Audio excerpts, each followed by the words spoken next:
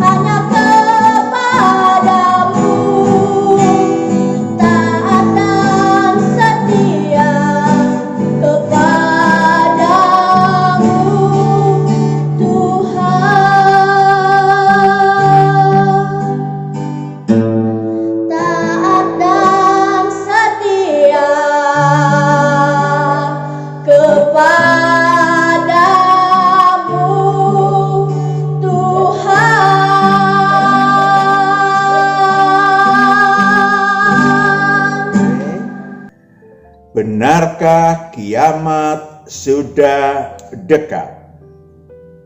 Kiamat bumi, ada kiamat diri. Kiamat kubra istilahnya, kiamat besar, hanya Allah yang tahu.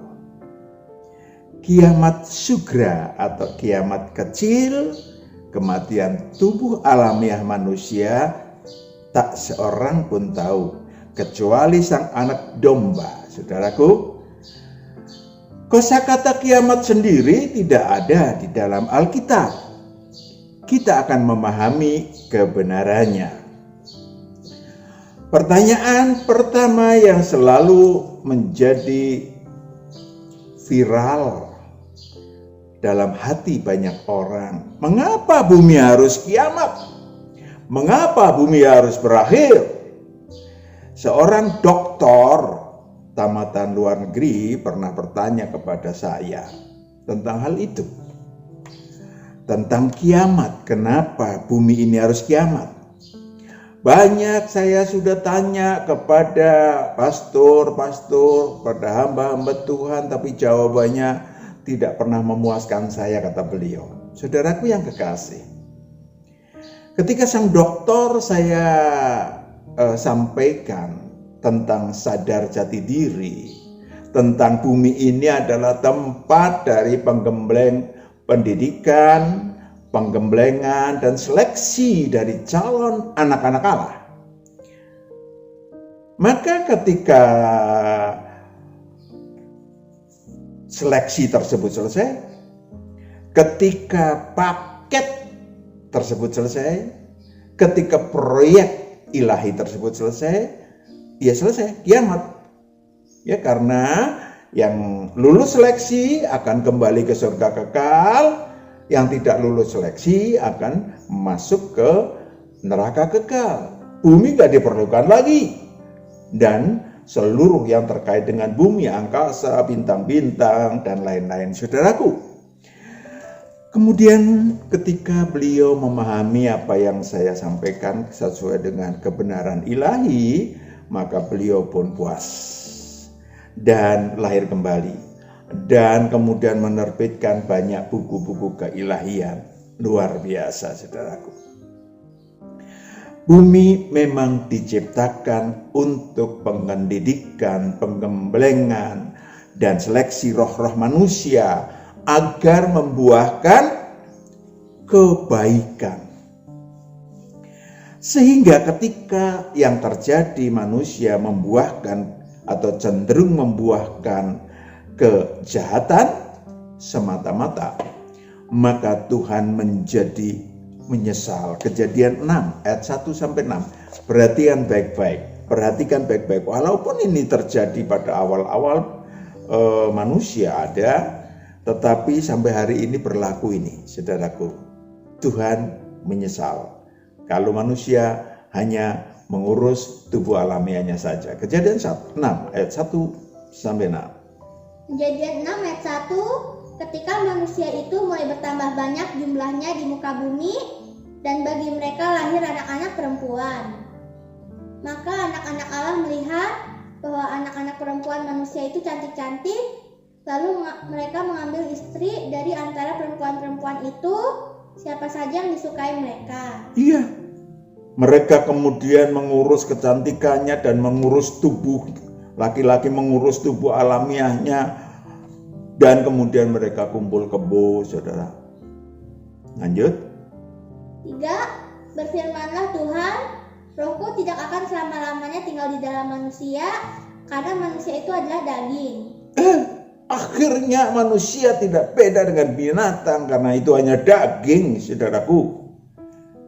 Tetapi umurnya akan 120 tahun saja. Lalu dibatasin 120 tahun saja.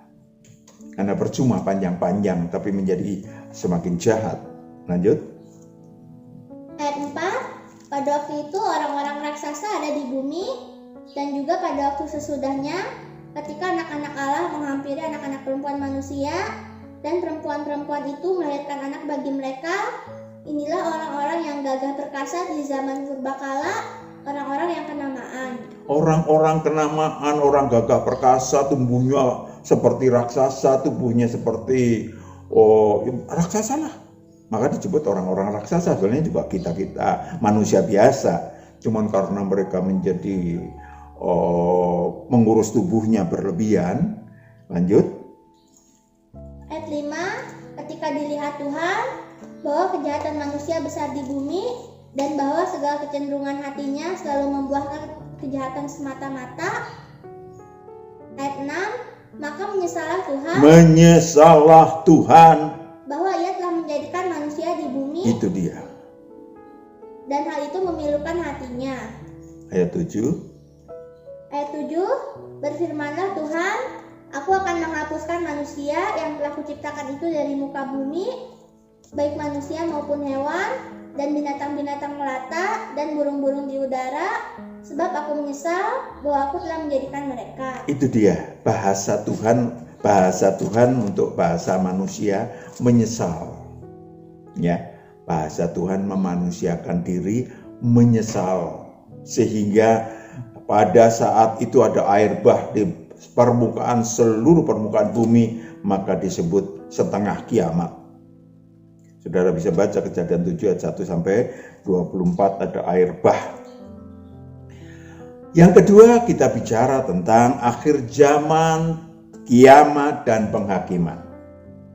Demikian pula pada seleksi akhir calon anak-anak Allah, di mana seleksinya terjadi pada akhir zaman yang sangat ketat.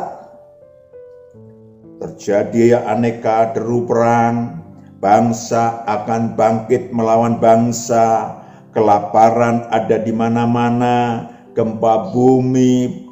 Saudaraku yang kekasih, Matius 24 ayat 6 sampai 8. Ini terjadi di muka bumi dan sudah dimulai. Sudah dimulai. Matius 24 ayat 6 sampai 8. Matius 24 ayat 6, kamu akan mendengar deru perang atau kabar-kabar tentang perang. Namun berawas-awaslah, jangan kamu gelisah, sebab semuanya itu harus terjadi. Harus terjadi. Tetapi itu belum kesudahannya. Ayat 7, sebab bangsa akan bangkit melawan bangsa dan kerajaan melawan kerajaan. Setelah dalam 2000 tahun ini, saudara, sudah ada dua perang dunia. Ya, perang dunia pertama, kedua, entah ada lagi atau tidak, tapi sudah dinyatakan dalam firman Tuhan dalam kitab bahwa akan ada deru perang bangsa melawan bangsa, banyak nabi-nabi palsu, banyak kemurtatan, ya. Bahkan nabi-nabi palsu mengadakan tanda-tanda yang dahsyat. Matius 24 ayat 3 sampai 5. Tanda-tanda yang dahsyat. Matius 24 ayat 3 sampai 5.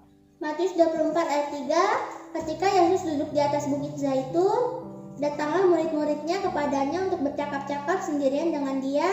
Kata mereka, katakanlah kepada kami, bila manakah itu akan terjadi, dan apakah tanda kedatanganmu dan tanda kesudahan dunia?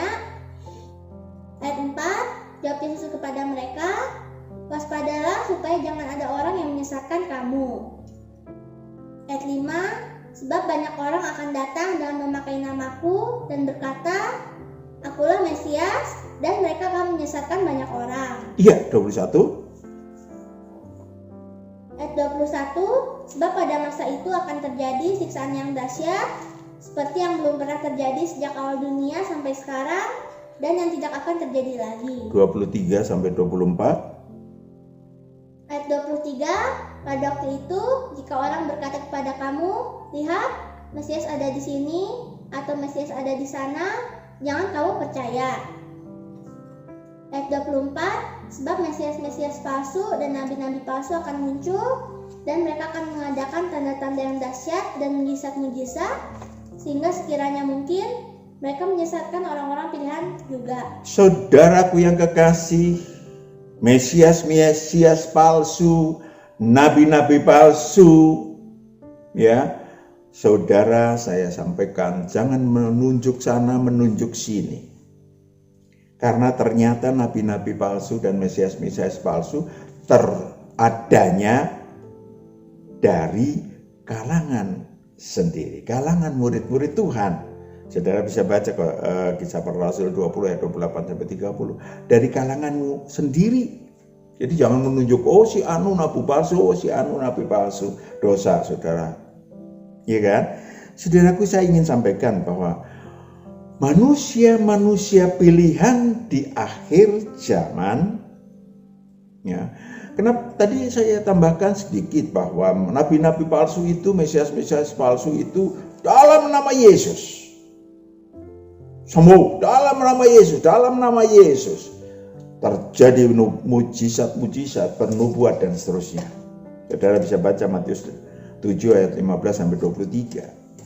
Ya, bukan nggak boleh memakai kata dalam nama Yesus, tetapi bukan untuk dijadikan mantra. Kalau mantra itu bersifat metafisis.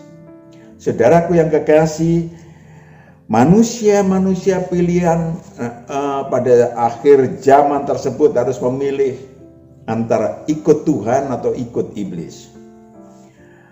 Lucifer pun mengerahkan seluruh anak buahnya. Perhatikan baik-baik. Wahyu 20 ayat 7 sampai 9. Lucifer pun mengerahkan seluruh anak buahnya mengepung orang-orang pilihan. Wahyu 20 ayat 9. Maka naiklah mereka ke seluruh dataran bumi, lalu mengepung perkemahan tentara-tentara orang-orang kudus. Dan kota yang dikasih itu. Dan kota yang dikasih, manusia-manusia dikasih Tuhan. And then? Tetapi dari langit turunlah api menghanguskan mereka. Saudaraku yang kekasih, saudara di dalam kubur Tuhan akan terlindung. Jangan khawatir. Ya, walaupun iblis tadi mengerahkan seluruh anak buahnya seperti banyaknya pasir di laut, ada di seluruh bumi, Gog Magog, dan menunjukkan dimanapun ada. Ketika kiamat kelak tiba, maka Matius 24 ayat 14, Injil Kerajaan Allah harus beredar dulu ke seluruh bumi. Ya, saudaraku yang kekasih, Matius 24 ayat 14, dan Injil Kerajaan ini akan diberitakan di seluruh dunia, menjadi kesaksian bagi semua bangsa, sesudah itu barulah tiba kesudahannya. Yes. Bisa 1000 tahun, bisa 200 tahun, bisa 500 tahun, no one knows. Yang tahu adalah ketika kita mulai melihat bahwa tadi sudah dibahas sama kita, deru perang, kasih menjadi semakin hambar, dan seterusnya dan seterusnya. Kiamat seperti tadi saya bilang tidak ada di dalam Alkitab. Tetapi kiamat bisa berarti bahwa itu the end of the world, disaster. Artinya bumi ini sudah tidak ada, alam raya tidak ada lagi. Bumi dan alam raya dan segala isinya habis, tidak ditemukan lagi. Saudaraku yang kekasih, namun kiamat juga bisa diartikan penghakiman akhir memang. Judgment Day, akan ada penghakiman akhir, yakni ya setelah habis itu semuanya, roh-roh yang orang mati itu dikumpulkan di hadapan Sang Anak Domba. Matius 19 ayat 28. Matius 19 ayat 28, kata Yesus kepada mereka, Aku berkata kepadamu, sesungguhnya pada waktu penciptaan kembali, Yes. apabila anak manusia bersemayam di takhta kemuliaannya, kamu yang telah mengikut aku akan duduk juga di atas 12 takhta untuk menghakimi ke-12 suku Israel. Itu dia. Saudara bisa baca bahwa Sang Anak Manusia, Sang Anak Domba menghakimi seluruh umat manusia. Seperti apa? Siapa yang dihakimi? Sudah berkali-kali saya sampaikan. Mereka dihakimi sesuai dengan Taurat, perbuatannya dan Taurat yang dianutnya, Wahyu 20 ayat 11 sampai 13. Menurut perbuatannya dan menurut Taurat yang dipilihnya, yang diikutinya sepanjang kehidupannya. Wahyu 20 ayat 11, lalu aku melihat suatu takhta putih yang besar, dan dia yang duduk di atasnya, dari hadapannya lenyaplah bumi dan langit, dan tidak ditemukan lagi di tempatnya. Ayat 12, dan aku melihat orang-orang mati. Orang-orang mati itu adalah rohnya mati dari alam maut maupun di masih pada waktu tubuhnya masih hidup di bumi. Besar dan kecil, berdiri di depan takhta itu. Besar dan kecil, ya kan? Besar dan kecil. Artinya bisa tadinya memang anak bayi, ada orang besar, badannya besar, kedudukannya besar, dan seterusnya. Lanjut. Lalu dibuka semua kitab, dan dibuka juga sebuah kitab lain, yaitu kitab kehidupan. Kitab kehidupan. Lanjut. Dan orang-orang mati dihakimi menurut perbuatan mereka. Perbuatan mereka Berdasarkan apa yang ada tertulis di dalam kitab-kitab itu. Itu, dalam kitab-kitab itu. Lanjut. Ayat 13, maka laut menyerahkan orang-orang mati yang ada di dalamnya, dan maut dan kerajaan maut menyerahkan orang-orang mati yang ada di dalamnya. Iya, orang-orang roh-roh mati yang di alam maut maupun yang di kerajaan maut diserahkan untuk dihakimi.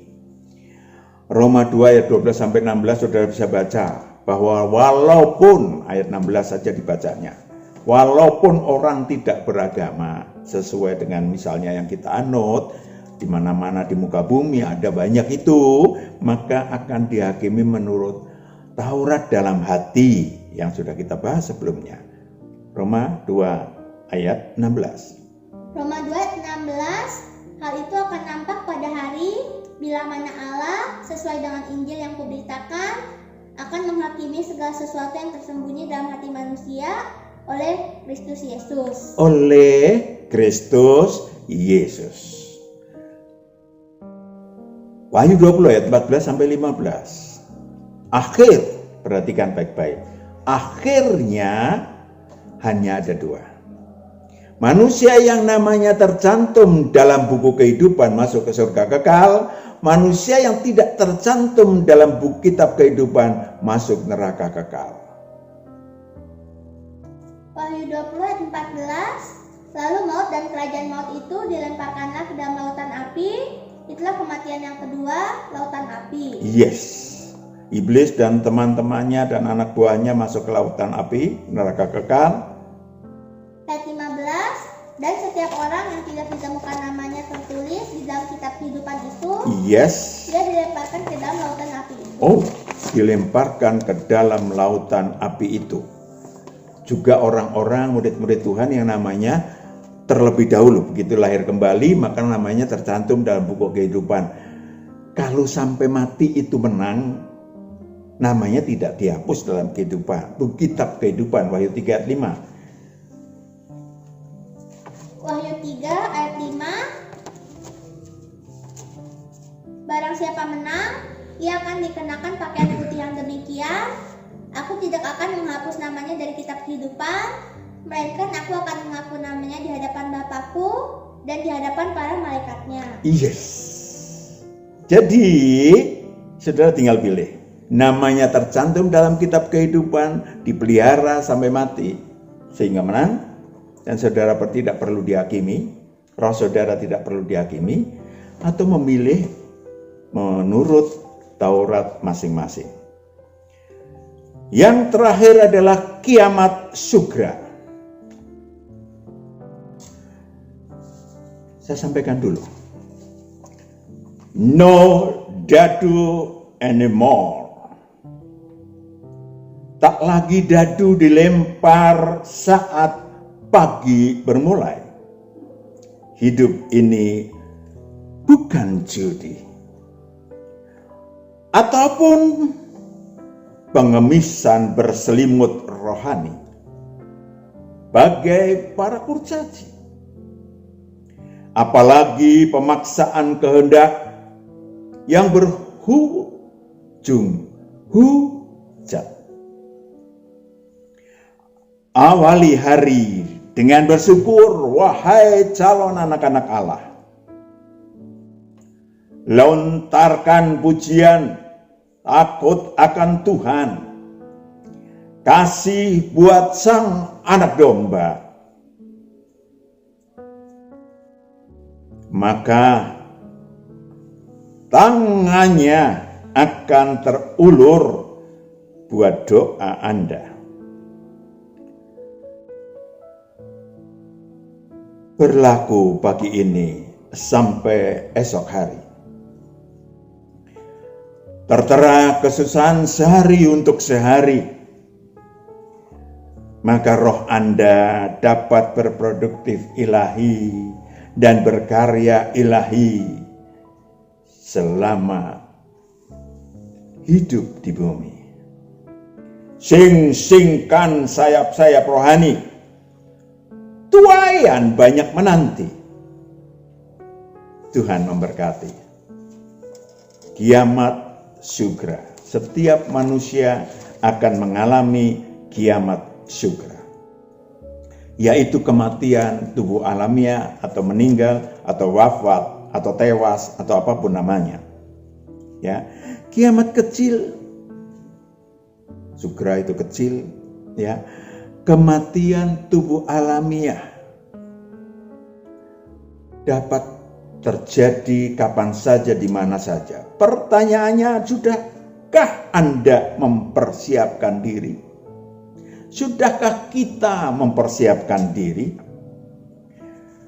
Masalahnya, kiamat sugra menyangkut, perhatikan baik-baik, kiamat sugra menyangkut nasib setiap roh manusia.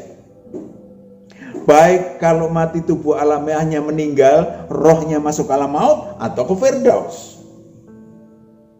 Kalau tubuh alamiahnya meninggal, nanti kelak pada waktu habis kiamat, rohnya masuk ke neraka kekal atau kembali ke surga kekal. Itu ditentukan pada saat tubuh alamiah kita hidup bersama roh kita di bumi ini.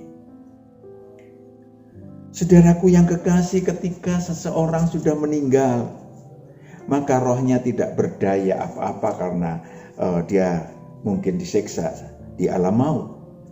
Pengkhotbah 9 ayat 5 sampai 6. Tidak mampu berbuat apa-apa, saudaraku yang kekasih. Maka saya ingatkan, mumpung saudara saya dan saya masih hidup, mari kita perjuangkan kematian kita. Kok kematian kita, Pak? Ya, karena kita memang akan mati suatu saat. Pengkhotbah 9 ayat 5, karena orang-orang yang hidup tahu bahwa mereka akan mati, tetapi orang yang mati tak tahu apa-apa. Itu dia, orang mati tak tahu apa-apa, saudara. Terus?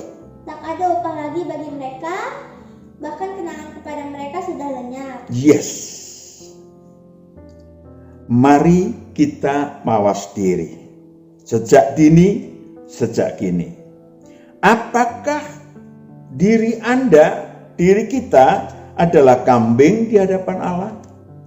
Atau domba di hadapan Tuhan? Matius 25 ayat 39 sampai 43. Saya bacakan yang singkat saja. Apakah kambing atau domba? Maka harus dilatih sejak sekarang menjadi domba. Matius 25 ayat 39, bila manakah kami melihat engkau sakit? Bila manakah kami melihat engkau sakit Atau dalam penjara? Atau dalam penjara? Dan kami mengunjungi engkau? Ayat 40, dan raja itu akan menjawab mereka, aku berkata kepadamu, sesungguhnya segala sesuatu yang kamu lakukan untuk salah seorang dari saudaraku yang paling hina ini, kamu telah melakukannya untuk aku. Lanjut. Ayat 41, dan ia akan berkata juga kepada mereka yang di sebelah kirinya, Yang di sebelah kirinya kepada kambing, manusia kambing, enyahlah dari hadapanku, hai kamu orang-orang terkutuk, enyahlah ke dalam api yang kekal, yang telah sedia untuk iblis dan malaikat-malaikatnya. Wow. Lanjut. Ayat 42, sebab ketika aku lapar, aku lapar. Kamu tidak memberi aku makan. Ketika aku haus, kamu tidak memberi aku minum. Ayat 43, ketika aku seorang asing, kamu tidak memberi aku tumpangan. Ketika aku telanjang, kamu tidak memberi aku pakaian. Ketika aku sakit dan dalam penjara, kamu tidak merawat aku. Itu dia. Kata aku, dikatakan aku di atas sana Tuhan, tetapi sebetulnya Tuhan mewakilkan rekan-rekan umat manusia, di mana kasihlah mereka seperti diri sendiri. Apakah nama Anda tercantum dalam buku kehidupan sejak kini dan sejak dini?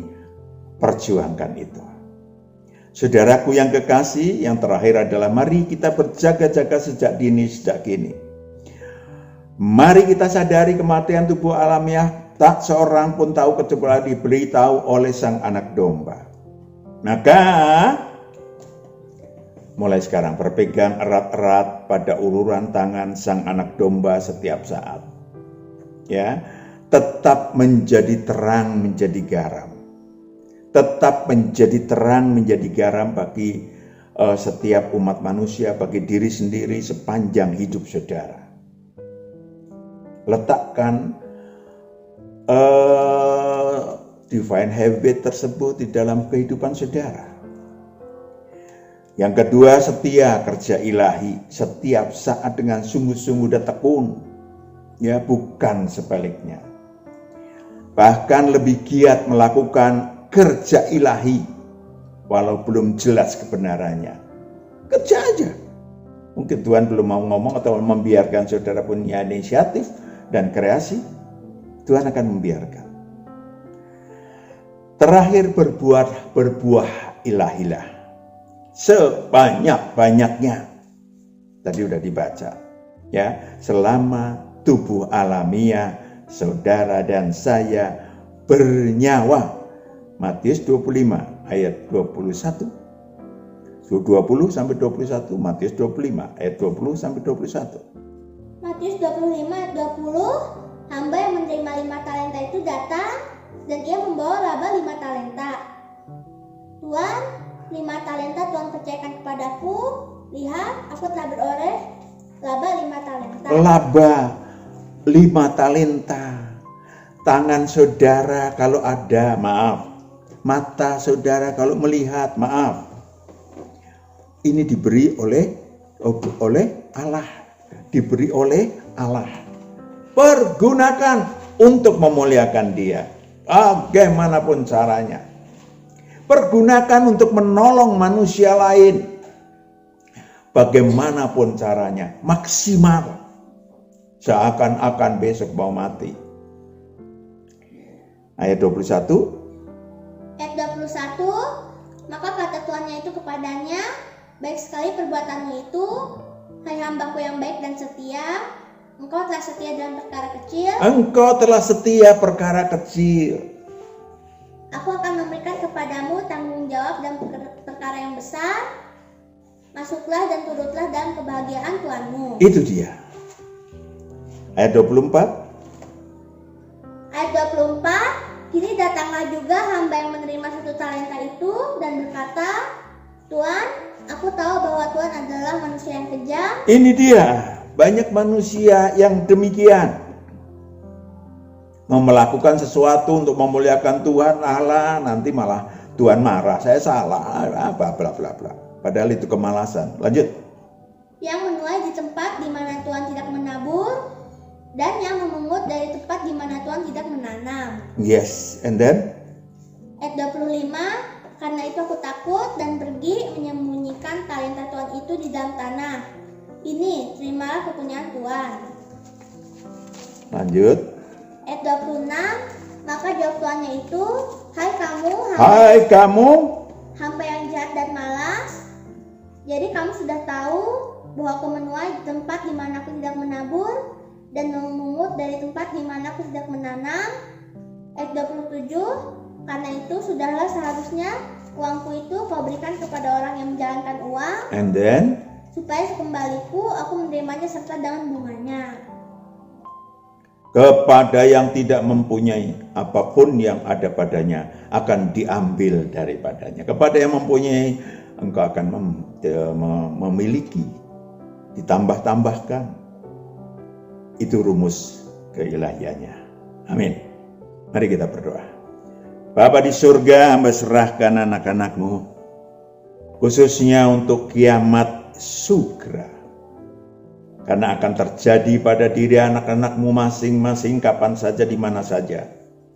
Maka hamba serahkan Engkau yang memimpin, menuntun anak-anak-Mu secara pribadi, sehingga anak-anak-Mu dipersiapkan Tuhan untuk kiamat sugra. Dipersiapkan Tuhan untuk masuk ke dalam firdaus rohnya ketika kiamat sugra secara pribadi terjadi.